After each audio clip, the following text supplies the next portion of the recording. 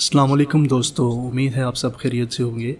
आज मैं आपके लिए लेके आया हूँ एक बहुत ही इंटरेस्टिंग और सबक आमोज़ कहानी कुछ ऐसे है कि एक मर्तबा का जिक्र है कि किसी जंगल में एक शेर और एक लोमड़ी रहा करते थे। जंगल के तमाम जानवर उनसे बड़े परेशान थे क्योंकि वो दोनों ही चोरियाँ किया करते थे।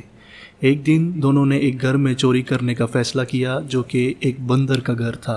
वो दोनों सीधे बावर्ची खाने में पहुँचे। वहाँ उन्होंने लकड़ियों पर रखा हुआ एक पतीला देखा जिसमें सूप रखा हुआ था। उन दोनों ने सोचा कि मौका अच्छा है, घर पर कोई नहीं है। पहले तो शेर ने अच्छी तरह से खूब सूप पिया। जब शेर हो गया तो लोमड़ी बोली कि मैं इसे ख़त्म कर दूंगी।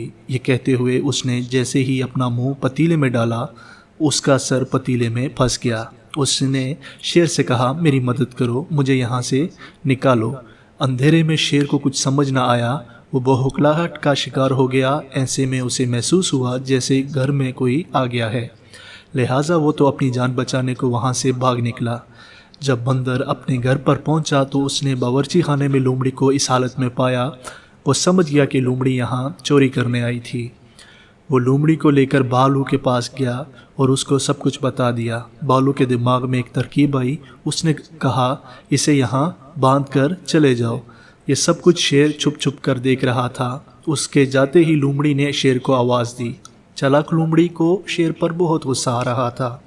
उसने सोचा यही अच्छा मौका है शेर से बदला लेने का।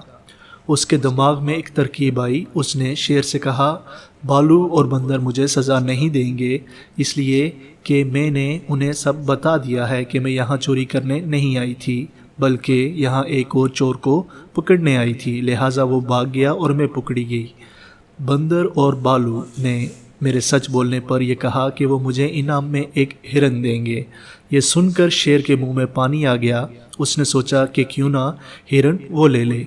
उसने लोमड़ी से कहा, हिरन तो मेरी पसंदीदा खुराक है, क्या ऐसा नहीं हो सकता कि तुम वो हिरन मुझे दे दो। इस पर लोमड़ी ने शेर से कहा, अगर तुम्हें हिरन चाहिए तो फिर मेरी जगह आकर बैठ जाओ, वो दोनों हिरन लेकर आने ही वाले हैं।